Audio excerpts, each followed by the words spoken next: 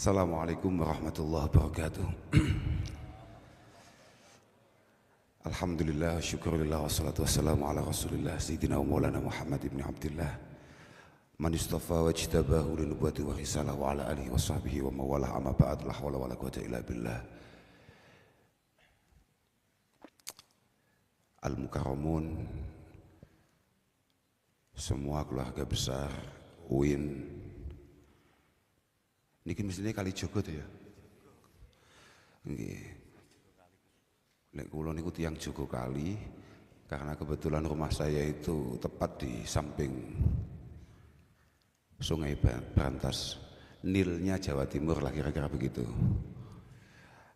Teman-teman semua, alhamdulillah ala kulli hal, kami bisa bersilaturahim di tempat ini. Moga-moga ada faedahnya, moga-moga kayak apa yang tadi disampaikan oleh MC, moga-moga ada manfaatnya, walaupun itu memukul saya itu. Karena MC-nya tadi bilang, mari kita dengarkan ceramah-ceramah bermanfaat lah ini. Kok dia bisa ngukumi kalau ceramah ini ada manfaatnya, itu bagaimana ceritanya? Wong saya yang mau ngomong saja belum tentu sadar dan belum tentu yakin kalau ada manfaatnya. Saya mohon maaf, ini saya datang cukup malam karena saya tadi masih berdebat kapan saya ada undangan ke UIN, itu mulai kapan, saya bilang gitu. Nggak ada, saya bilang gitu. Saya ini mau jalan-jalan, nggih, tapi jalan-jalan sambil ngaji di UIN. Nggak ada, saya bilang gitu. Ada, akhirnya nyerah dan agak malam. Saya mohon maaf. Yang paling penting moga-moga di Ramadan kali ini, moga-moga Allah selalu melimpahkan rahmatnya kepada kita semua, dan moga-moga kita semua memiliki satu kepantasan untuk kemudian mendapatkan maghfirah dari Allah Subhanahu wa taala. Apapun selain Ramadan merupakan syahrun unzila fihil Quran hudal linnas wa bayyinat, tapi Ramadan kata Rasulullah sallallahu alaihi wasallam merupakan syahrun awaluhu rahmah wa awsatuhu maghfirah wa akhiruhu aidkum minan nar.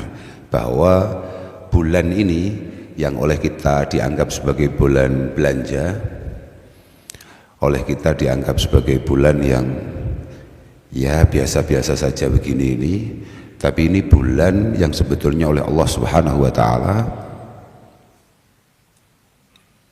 adalah bulan yang 10 hari pertama merupakan curahan rahmat, curahan kasih sayang dari Allah. Kemudian malam-malam belasan, mulai tanggal 11 Ramadan sampai tanggal 20 merupakan turunnya ampunan Allah Subhanahu wa taala, dan terakhir 10 hari terakhir merupakan diskon besar-besaran bagi umat Rasulullah Muhammad sallallahu alaihi wasallam untuk terbebas dari neraka. Makanya dulu kata sahabat Jabir bin Abdullah bin Haram al-Ansari, beliau meriwayatkan, ruwiya an Jabirin anna Rasulullah sallallahu alaihi wasallam raqiya al-mimbar. Raqiya al-mimbar. Raqiya itu sama roko tulisannya sama. Ro, kof, ya. Tapi itu kalau harokatnya salah, itu bisa sangat jauh maknanya. Rokia yarko itu maknanya naik, tapi kalau roko yarki tulisannya sama, tidak ada bedanya. Nanti perbedaan itu akan ada di masdarnya, tapi kalau fiilnya itu sama. Yang satu maknanya naik, yang satu maknanya nyuwuk. Saman paham nyuwuk enggak? Perdukunan biasanya kalau apapun, kalau orang NU mesti ini kudu paham. Kalau sama persuuan itu harusnya dikit-dikit paham lah itu. Jadi kalau rokiya yarko itu maknanya naik, tapi kalau roko yarki itu maknanya nyuwuk. Lah ini an Jabirin anna Rasulullah raqiya al-mimbar. Falamma raqiya ad-darajatal ula qal amin.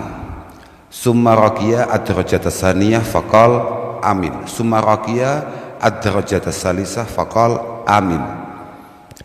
Ketika Rasulullah naik ke ad-darajah itu, ini loh, kayak apa itu? Unda-undaan itu loh. apa bahasa Indonesianya apa sih? Anak tangga, bukan tangga, anak tangga. Ketika naik ke anak tangga pertama, tahu-tahu Rasulullah berkata amin. Ketika naik ke tangga berikutnya, beliau kemudian menjawab amin. Ke tangga berikutnya juga lagi-lagi dawuh amin. Setelah selesai khutbah, beliau kemudian ditanya oleh para sahabat, faqulna lahu sami'nak taqul amin salasa marat ya Rasulullah. Kami semua mendengar panjenengan mengucapkan kata-kata amin itu 3 kali. Apa itu masalahnya? Apa itu yang panjenengan amini? Kemudian beliau dawuh, lamma raqitu ad-darajatal ula ja'ani Jibril. Ketika saya naik di anak tangga pertama, tahu-tahu Jibril datang. Faqal syakiya abdun adraka Ramadan fansalakha minhu wa lam yughfarlah. Sangat celaka, sangat sial, ada hamba, ada orang ketika dia menangi Ramadan, ketika dia ketemu Ramadan habis, nyampe Syawal, tapi dia belum mendapatkan ampunan dari Allah Subhanahu wa Ta'ala. Ternyata Rasulullah nggak membela, malah Rasulullah mengatakan amin, amin. Semoga sesial itu orang itu. Falamma raqitu ad-darajata tsaniyah qala Jibril syakiya abdun adraka walidayhi aw ahadahuma falam yudkhilahu al-jannah. Sangat sial, ada hamba, ada orang yang kebetulan berkesempatan untuk tumbuh, untuk khidmah, untuk berbakti kepada kedua orang tuanya, karena kedua itu pas untuk masuk surga. Kalau enggak dapat berarti super sial. Kemudian Rasulullah mengatakan amin. Makanya moga-moga saya, panjenengan semua, moga-moga tercatat atau termudahkan untuk berbakti kepada kedua orang tua kita. Entah orang tua kita itu masih ada semua atau salah satunya, atau mungkin beliau-beliau memang sudah dipanggil oleh Allah Subhanahu wa Ta'ala. Karena sebetulnya di hadis yang lain Rasulullah mengatakan bahwa inna rajul la yamutu walidahu wa huwa haqqun lahuma. Berapa banyak di antara kita ketika orang tua kita masih hidup, kita ini tidak punya kesempatan untuk berbakti kepada beliau berdua. Ataupun kita ini berkesempatan berbakti tapi kita merasa bahwa masih sangat jauh cara kita berbakti kepada beliau berdua. Maka fayada'ullaha ta'ala lahuma fayaktubuhu minal barin. Berapa banyak, kata Rasulullah, yang kemudian dia berbakti setelah orang tuanya mangkat, yakni biddu'a wassadaqah anhuma wal istighfar lahuma dan lain sebagainya.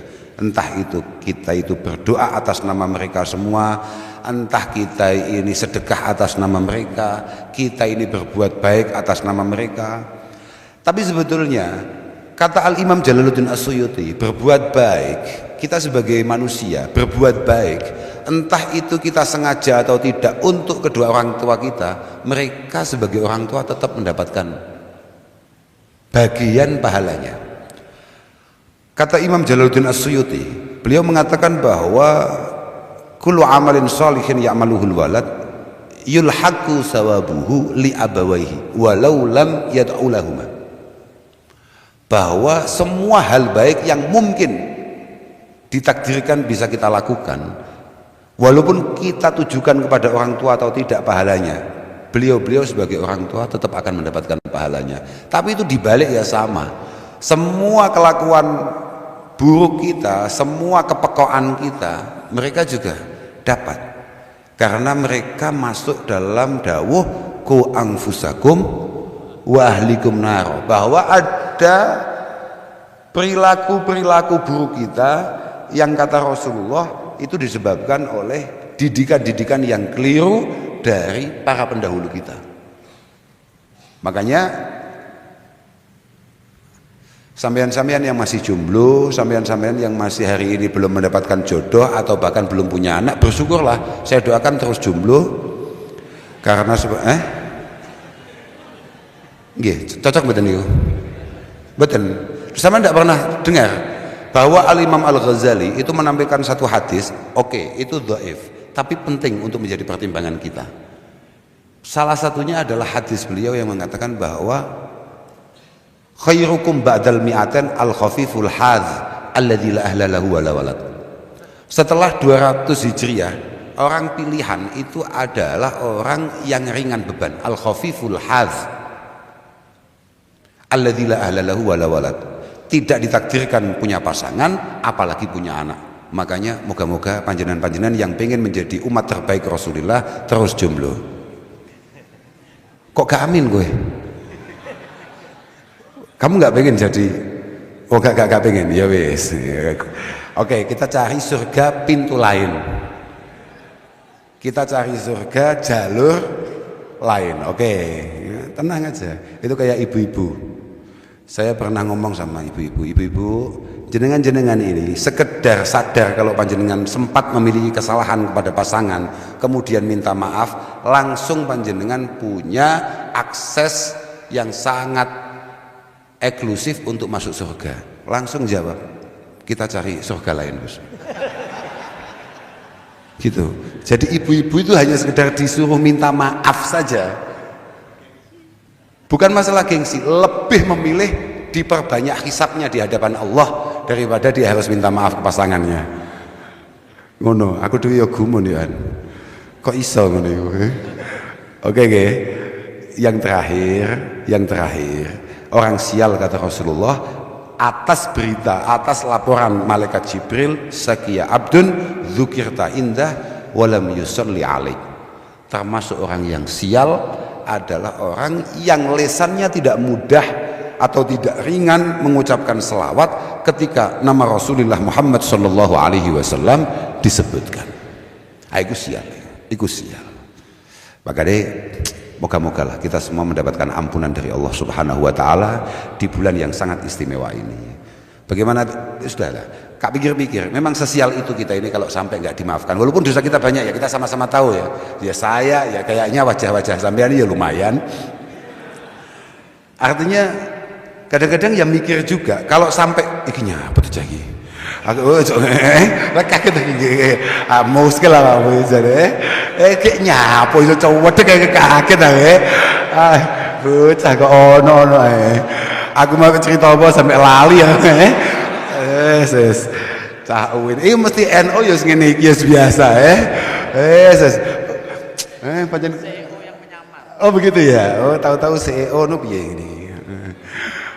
Aku mau cerita apa ya? Oh gini. Kenapa saya harus ngomong bahwa kalau naudzubillah summa naudzubillah kalau kemudian dosa kita yang segini banyaknya ini tidak mendapatkan ampunan di bulan Ramadan. Bayangkan. Rasulullah itu juga menampilkan satu dawuh yang pada akhirnya ditulis oleh para ulama kita, entah itu Syekh Nawawi, entah itu Syekh Ihsan. Syekh Ihsan itu Jambres. Saya sebutkan karena itu orang Kediri tapi menginternasional, bukan hanya menasional. Loh, ulama-ulama kita itu top betul. Kayak tadi sore itu saya lagi bahas salah satu karya-karya ulama-ulama yang sangat luar biasa dari Indonesia. Salah satunya adalah karya-karya terbaik dari Syekh Mahfud At-Tarmasi. Mana namanya? Termas. Usaman Termas Mas. Lah ayo, kok gak meyakinkan? Oke. Apa tadi? Lah, di situ mengatakan bahwa lillahi fi kulli lailatin min layali syahri Ramadan indal iftar alfi atikin minan nar. Coba bayangkan. Setiap buko maghrib paham ra? Sing poso biasanya paham, lek gak patek poso ya maghrib ketahuan. Makanya saya itu berangkat dari rumah memang sudah agak sore tadi itu. Bukan faktor apa-apa, karena saya tahu kalau dari Kediri ke Jogja kemudian gak puasa mokel, itu gak pantas. Mek ngono tok masalahnya. Tapi kalau misalnya undangannya ke Jakarta atau kemana lah itu saya semangat. Bahkan saya mungkin berangkatnya dari tadi malam. Mergo pantes toh Jakarta malah poso kan gak luas. Lah iya toh. Loh Jakarta itu Pak, Jakarta itu menarik sekali. Jakarta itu saya tahun lalu itu di Jakarta, alhamdulillah jam 8 pagi di sana sudah sarapan Pak. Artinya jam 8 itu sudah maghrib di Jakarta. Jam 8 pagi di Jakarta itu di lobi itu sudah maghrib. Adzannya sama loh Pak, adzan maghrib sama zuhur sama adzan yang lain itu sama. Jadi kita itu pikirannya sudah cocok-cocok saja. Makanya wah ini kalau ke Jogja harus sore, karena kalau ke Jogja sampai nanti kita tidak puasa nggak bagus. Jogja Pak, mek Jogja kan juga gak pantas, tapi lek soto adoh ngono wis malah sing gak apik iku poso. Gak bagus iku. Setiap kali berbuka Allah Subhanahu wa taala itu membebaskan 1 juta alfi atik minan nar. Ada 1 juta orang yang dipastikan harusnya masuk neraka, tapi kemudian apa istilahnya kalau tahanan itu diapakan, diamnesti apa? Remisi ya, mendapatkan remisi dari Tuhan untuk kemudian bisa terbebas dari neraka. 1 juta. Fa idza gana yaumul jum'ah a'taqa fi kulli sa'atin minha alfi atikin minan nar kulluhum yastaujibu an-nar. Kalau sudah malam Jumat, Kamis malam Jumat sampai hari Jumat, maka yang dibebaskan itu tidak lagi setiap iftar, tidak lagi setiap maghrib, tapi yang dibebaskan itu per jam 1 juta. Kemudian kita nggak masuk di sana, kan tolol. Loh, akeh tenan loh itu. Lah kalau setiap hari itu 1 juta, berarti kan seminggu itu sudah 7 juta orang yang dibebaskan itu. Lah kalau per malam Jumat per jam kali 24 jam, kemudian kita tetap nggak masuk, kan ya super tolol. Ngapain kita ini? Kita ini ngapain acaranya kok sampai tidak mampu terjangkau oleh maghfirah Allah Subhanahu wa taala yang sangat luas. Inna rahmati sabaqat ghadabi itu di mana? Kok sampai kita kok nggak kena itu? Ya kita memang super what, tapi tolonglah. Masa nggak masuk situ? Bahkan fa idza gana akhiru yaumin min Ramadan a'taqa bi adadi ma a'taq min awali syahri ila akhirih. Bahkan ketika nanti malam lebaran jumlah itu akan dihitung, ditotal, kemudian Allah kembali membebaskan orang sebanyak itu. Terus kemudian kita tetap gak masuk. Naudzubillah, kan yo iku di atas tolol iku mbah apa jenenge gak paham aku. Makanya moga-moga ya kita aman lah. Cuma gini ya, yang perlu difahami oleh kita semua, kadang-kadang ya itu berat.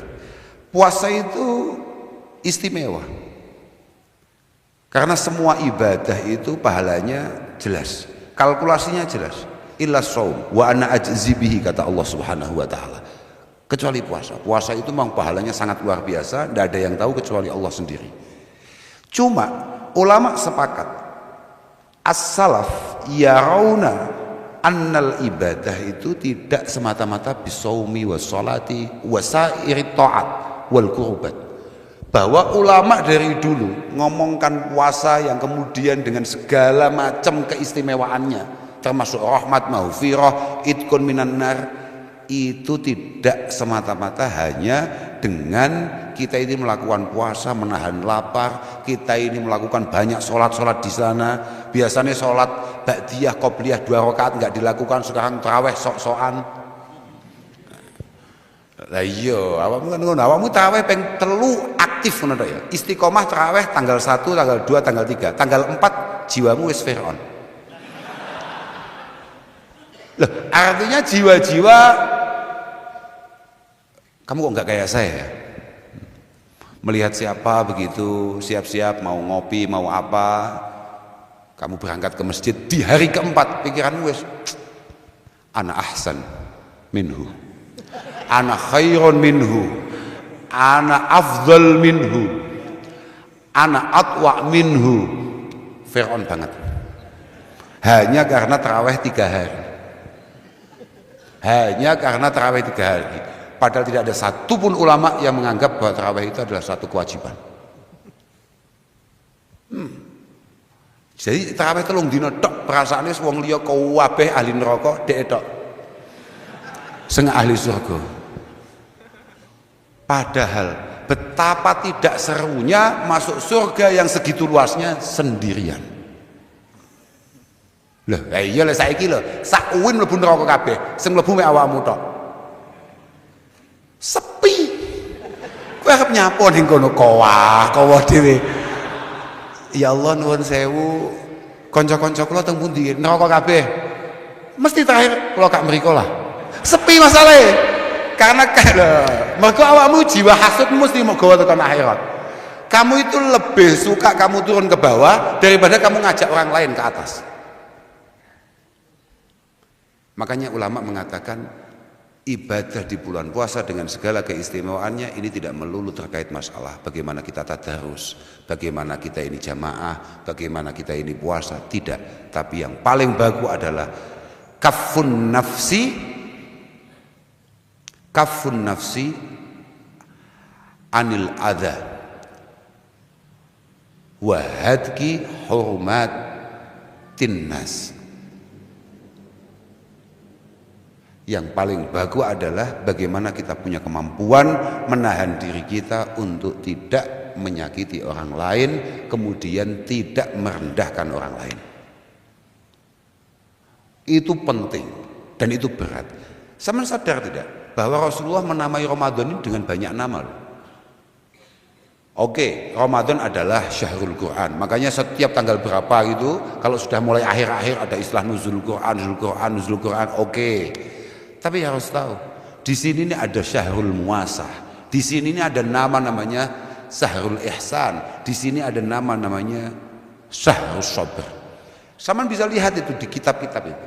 Syahrul sabri fi Ramadan itu adalah syahru man'in nafsi anittiba'i hawa. Bulan di mana kita harus memaksa diri kita untuk tidak mengikuti hawa nafsu kita, dan itu berat saudara, berat. Aku gak mampu, aku gak ngatasi ya meneh delok wajahmu, wah tan soyo berat. Gini ya, sama itu kalau disebut kata-kata sabar itu berarti hubungannya dengan apa? Sabar itu hubungannya dengan apa?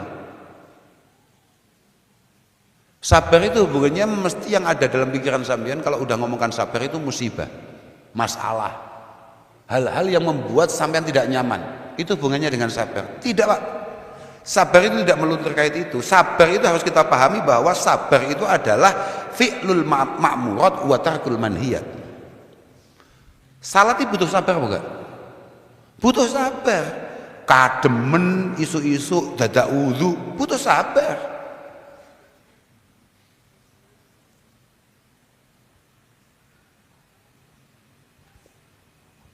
Ana bocah utange akeh terkenal dhewe sak kampus tapi bendino klambine anyar, sabar gak awake dhewe?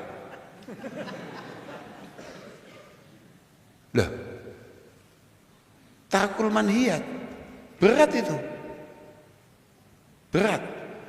Makanya semua ulama mengatakan kamu itu kalau pengen istimewa di hadapan Allah tidak usah terlalu banyak ibadah, tapi pastikan tidak terlalu banyak kesalahan. Salah itu wajar, tapi kalau terlalu banyak hobi. Loh iya toh, orang salah itu biasa. Tapi kalau terus salah, ya memang kan gini toh.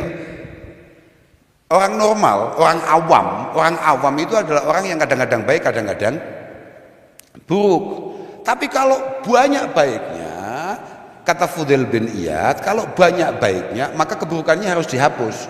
Orang itu tidak boleh disebut orang nggak baik kalau memang kesehariannya didominasi oleh hal-hal baik. Apakah ini tidak ada buruknya? Ada, tapi tolong dilupakan sebagai sesama. Sama kayak kita sulit untuk melupakan orang yang terlalu banyak 24 jam sehari. Kalau 23 jam setengah buruk, itu kan sulit untuk disebut sebagai orang sholih. Padahal kalau kita mau tahu sholih, kenapa Nabi Ibrahim itu disebut sholih? Dalam Quran dikatakan bahwa karena konsistensinya terus sholih, terus baik. Karena kalau hanya sesekali baik itu kayak kita, nah itu belum pantas sebetulnya disebut orang sholih. Loh, kita ini pagi baik, agak siang dikit masalah. Tapi zuhur tobat, walaupun sore bikin masalah lagi. Kan itu biasa. Makanya kita ini sulit untuk kemudian menjadi orang yang punya kelayaan disebut sholih. Tapi moga-mogalah ada bangunan kemauan di antara kita untuk kemudian menjadi orang yang baik. Mbuh bentuke piye? Ngeten nggih. Berapa banyak dari kita, teman-teman kita kemudian merasa bahwa saya tidak pantas melakukan ini, saya tidak pantas melakukan ini, saya tidak pantas melakukan ini karena saya ini belum begini, belum begini, belum begini. Tidak. Sekecil apapun potensi kebaikan yang mungkin sampean lakukan, lakukan. Tidak usah menunggu sampean ideal untuk melakukan itu. Karena siapa tahu hal-hal kecil itu, misalnya kayak tadi, kayak saya cerita misalnya kayak ba'diyah, sholat ba'diyah, oke, mungkin sampean belum sanggup tarawih, tapi sampean mau sholat ba'diyah, ba'dal isya, 2 rakaat saja sudah. Itu sudah fi hukmi qiyamil lail bagi orang kayak sampean. Kak jamin loh. Ketika sampean memiliki keseriusan untuk melakukan itu, sambil selalu menyadari bahwa panjenengan abot nek aku kon tarawih. Aku tarawih imamnya rodok dawa didik, surate rodok dawa didik wis ngersula. Saya katakoki, cara ning Jogja iki, imam cepet kambek imam rodok suwi ngono semangat dia awakmu dadi makmume. Iya, saya itu sebelum puasa satu ketika makan. Lah ketika makan itu sambil nunggu pesanan makan itu jadi, ya di Jogja ini tahu-tahu ternyata di samping itu ada musola enak gitu loh. Ada musola enak, saya sholat di situ. Lah ketika saya lihat imamnya datang, kemudian imamnya qobliyah, saya sudah mikir, memang kita kan kriminal ya otaknya ya. Kan kan aku kan dianggap wong piye ngono kan, mergo awakmu kan deloke kan di petilan-petilan di media-media itu. Sebetulnya kan kita ya sama-sama sesatnya. Ketika saya lihat imamnya itu datang kemudian sholat qobliyah, saya langsung di hati saya, iki aku melu makmum iki, jelas suwi. Kan ketok to, Pak. Suwi nek iki aku. Nek iki suwi iki aku. Kan ketok jelas suwi iki, jelas gak mampu aku. Daripada aku ngersula, aku wis langsung ngongkon, saya ngajak teman-teman kan, ayo ndang komat. Dipahani aku kambek tak miri aku. Mohon maaf, Pak. Nggih, Pak. Jangan sholat dulu karena kita akan segera mulai jamaahnya. Oh, mboten Pak, kula kosoh. Ya kita kan sama-sama kriminal, biasa tuh. Tapi kriminal lo cek sholat lo ya, orang kok kriminal gak sholat. Awalu ma yuhasabu bil abdu yaumal qiyamah as-shalah. In shalahat shalahal baqi wa in fasadat fasadal baqi. Yang pertama kali ditanya Tuhan akan peribadatan kita ini masalah sholat. Kalau sholat lolos, katanya yang lain lolos. Ya sudah, saya pakai itu saja. Kriminal pokok lolos, mergo sholat. Tapi tetap sholat masuk kriminal. Ya jamaah, tetap jamaah sesuai arahan bahkan Nabi. Tetap jamaah, tapi kita bikin yang versi agak cepat. Oh no, aku dulu, waduh sholat sunat kok suwi wong iki. Sholat sunat suwi, sholat fardu mesti atwal, jauh lebih lama. Dan ini waduh makanannya gimana, dan itu tidak baik. Sholat mikir makanan itu tidak baik. Makanya Rasulullah selalu meminta kita iftar dulu sebelum sholat, karena jangan sampai ketika kamu takbir pikiranmu makanan gitu loh. Iftar itu hanya sekedar membatalkan. Lawamu gak rong piring ya yuk entek waktu isyae ngawur, waktu maghrib entek sembrono awakmu ya. Ini gak gitu konsepnya, gak gitu ya. Nggih. Makanya saya jamin lah, sampean pokoknya hanya sekedar apalah ibadah-ibadah yang kira-kira sampean mampu. Saya di mana-mana selalu mengatakan la yukallifullahu nafsan illa wus'aha. La yukallifullahu nafsan illa wus'aha. Itu kan semua orang selalu mengatakan bahwa Allah tidak akan membebani kalian akan sesuatu yang kira-kira kalian nggak mampu. Itu kan pikiranmu adalah perjalanan hidup. Enggak. Sama bisa lihat di semua tafsir yang ada, itu hubungannya sama ibadah. Artinya Allah tidak akan memerintahkan satu peribadatan, satu ritual ibadah, satu wadifah ibadah yang kira-kira membuat sama semua keberatan. Enggak. Bahkan di Nabi itu tarawih hanya berapa hari, kemudian dipatahkan dengan beliau tidak keluar dari rumah karena khawatir kalau ini diteruskan nanti dijadikan wajib. Oh no, lagi cocok karena tahu, karena akhir zaman umat Rasulullah kayak kita 5 waktu yang bleset apa maneh. Oh no, lah Gus, sekarang itu kan ada warna. Kalau 20 rakaat berarti NO, kalau sekian rakaat berarti gak NO. Ngono kan ya? Ya kuwi tololmu. Kenapa kita nggak ambil yang dikit aja, Gus? Kan nggak apa-apa. Wong semua ini ada uswahnya, semua ini ada keduanya. Tetap kamu harus 20. Lah napa sebabnya, Gus? Sebabnya kowe masuk njibuk sing titik, mlakumu panggah secepat itu. Wong NU iku lamun toh digawe mek pirang rakaat kaya kanca-kancane, tetep inal kausar. Loh, iya wae. Jelas, delok bentukmu ngono kuwi. Jelas iku, jelas. Makane, sekali lagi moga-moga kita mampu mengisi bulan Ramadan ini dengan sebaik-baiknya. Paling tidak kita mampu menafikan kebiasaan buruk kita, khususnya kebiasaan yang kira-kira mampu menyakiti orang lain, itu bisa kita tinggalkan di bulan-bulan seperti ini. Makanya tadi saya sebut Syahrul Muasah. Ini bulan Syahrul Muasah itu sebetulnya al-muasah wal ihsan itu maknanya sama. Cuman Kanjeng Nabi menggunakan bahasa muasah. Kalau dalam kitab-kitab kita istilahnya kalau saya nggak salah ya muasah itu muasatil muhtajin ila ma tajudu fihi al-qulub min khairin wa fadli. Ini bulan adalah bulan di mana orang sobek, orang buruk aja kayak kita itu pengen baik. Bukan hanya pengen baik, orang serwet kita kadang-kadang di bulan ini pengen berbuat baik untuk orang lain. Padahal cahwat, bulan ini bulan macak baiknya orang ruwet. Lah nek wong-wong api-api kan tidak menunggu Ramadan. Lah tapi kalau orang kayak kita kan ya beda. Beda bentuknya beda. Bentuknya beda. Api ngenteni Ramadan panjenengan. Quranmu itu tahu mau demok liyane Ramadan kapan? Lah iya baga. Sampai bledukan. Sampai Quran itu menyesal kenapa pernah dicetak dan kemudian kamu yang beli. Loh, coba tanya Quranmu itu. Mesti gitu. Mentalnya.